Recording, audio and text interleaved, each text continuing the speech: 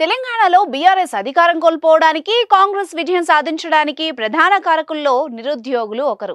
గత ప్రభుత్వం ఉద్యోగ నోటిఫికేషన్లు సమయానికి విడుదల చేయలేదని, ఇచ్చిన నోటిఫికేషన్లలో పేపర్ లీక్ కావడం వంటి అంశాలు బీఆర్ఎస్ ను దెబ్బతీశాయి.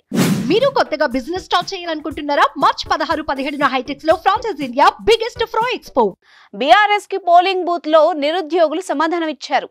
ఈ సమయంలోనే తెలంగాణలో ఉద్యోగాల భర్తీకి కాంగ్రెస్ ప్రభుత్వం హామీలు ఇవ్వడంతో ఓట్లన్నీ హస్తానికే పడ్డాయి. తద్వారా కాంగ్రెస్ ప్రభుత్వం అధికారంలోకి వచ్చింది.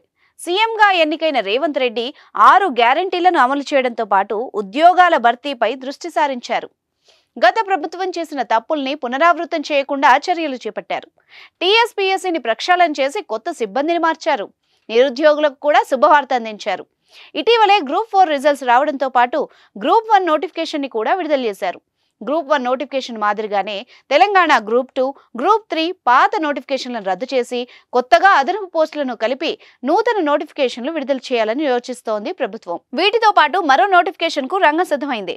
డిఎస్సి నోటిఫికేషన్ 2024ను ఈ వారమే విడుదల చేసేందుకు ప్రభుత్వం కసరత్తు చేస్తోంది.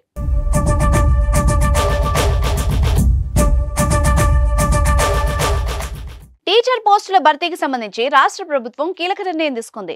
డిఎస్సి 2024 ద్వారా భర్తీ చేసే పోస్టుల సంఖ్యను పెంచింది. పాత నోటిఫికేషన్ కు అదనంగా మరో 5,973 టీచర్ పోస్టులను భర్తీ చేసేందుకు అనుమతినిస్తూ ఆర్థిక శాఖ 2 వేర్వేరు జీవోలను విడుదల చేసింది. జీవో 27 ద్వారా 4,957 పోస్టుల భర్తీ, 1,016 స్పెషల్ ఎడ్యుకేషన్ టీచర్ ఉద్యోగాల నియామకానికి జీవో 26ను ఆర్థిక శాఖ జారీ చేసింది. బీఆర్ఎస్ ప్రభుత్వం గతంలో 5,089 పోస్టులకు నోటిఫికేషన్ జారీ చేసింది. ఈ పోస్టుల కోసం 1.77 లక్షల మంది అభ్యర్థులు దరఖాస్తులు చేసుకున్నారు. అయితే కాంగ్రెస్ ప్రభుత్వం పాత డిఎస్సి నోటిఫికేషన్ రద్దు చేసి మెగా డిఎస్సి నోటిఫికేషన్ పై దృష్టి పెట్టింది. ఈ నేపథ్యంలోనే 5,973 టీచర్ పోస్టులకు పాఠశాల విద్యాశాఖ ప్రభుత్వానికి ప్రతిపాదనలు పంపించగా ఆర్థిక శాఖ గ్రీన్ సిగ్నల్ ఇచ్చింది.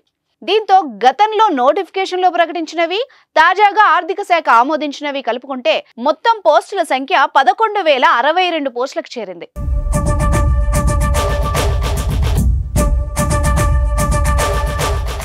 అయితే వీలైనంత తొందరగా మెగా డిఎస్సిని విడుదల చేయాలని ప్రభుత్వం కసరత్తులు చేస్తోంది. ఈ వారమే 11,060 పోస్టులతో నోటిఫికేషన్ రిలీజ్ చేయనున్నట్టు సమాచారం. అంతేకాదు సీఎం ఆదేశాలతో విద్యాశాఖ ఇప్పటికే నివేదికను సిద్ధం చేసి సీఎంఓకు పంపించగా సీఎంఓ నుంచి పర్మిషన్ రాగానే నోటిఫికేషన్ విడుదల చేయనున్నారు.